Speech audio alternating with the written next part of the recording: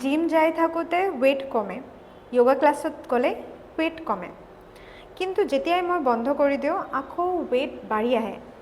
So' what is the solution? ইয়াতে দুটা problem আছে, এটা মাইণ্ডছেট ইছ্যু, এটা প্ৰেক্টিকেল ইছ্যু। মাইণ্ডছেট ইছ্যুটো আপোনালোকে ভাবে যে এইটো 3 মান্থছৰ প্ৰজেক্ট অৰ মে বি 6 মান্থৰ প্ৰজেক্ট।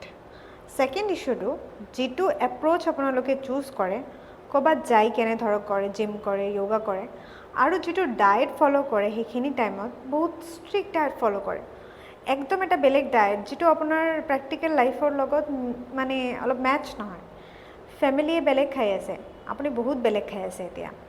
তেতিয়া যেতিয়া জিম বন্ধ কৰে চব মটিভেশ্যন শেষ, আৰু ডায়েট একদম পূৰা শ্বিফ্ট কৰি দিয়ে।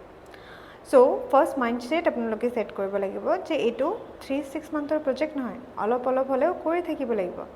ছেকেণ্ড এপ্ৰ'চটো ডায়েটটো এনেকুৱা হ'ব লাগিব, ছাষ্টেইনেবল হ'ব লাগিব, যিটো আপুনি লং ৰান ফ'ল' কৰিব পাৰে। তাৰ কাৰণে লোকেল ফুড ৰেজিষ্টেন্স ডায়েট।